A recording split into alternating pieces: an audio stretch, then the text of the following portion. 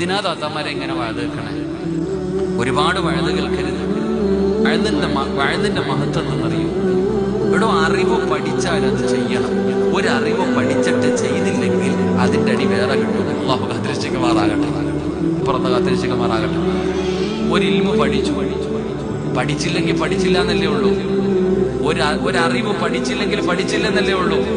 പക്ഷെ ഒരറിവ് പഠിച്ചിട്ട് ചെയ്തില്ലെങ്കിൽ അതിന് വേറെ ശിക്ഷയാണ്.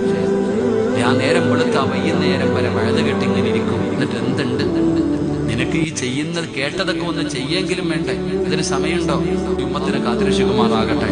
അതുകൊണ്ട് ഞാൻ പറയുന്നത്, നമ്മുടെ കണ്ണിന്റെ മുമ്പിൽ ഒരു തെറ്റ് നടക്കുന്നത് കണ്ട കൈകൊണ്ട് തടയാൻ പറ്റുമെങ്കിൽ കൈകൊണ്ട് തടയുക. എല്ലാവരെയും കൈകൊണ്ട് തടയാൻ പറ്റൂല.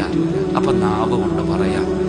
നാവ് കൊണ്ട് പറഞ്ഞാൽ തടയാൻ പറ്റുന്നതാണെങ്കിൽ നാവ് കൊണ്ട് പറയുക.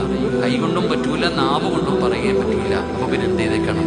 വെറുത്തേക്കണം അതിനെ. ഞാനില്ല ഇതിന്. നിങ്ങൾ എന്നാ വേണമെങ്കിലും കാണിച്ചു, ഞാനില്ല, ഇത് പാപമാണ്, ഇറങ്ങി രക്ഷപ്പെട്ടേക്കണം. അല്ലാഹു ഈമാൻ തരുമാറാകട്ടെ.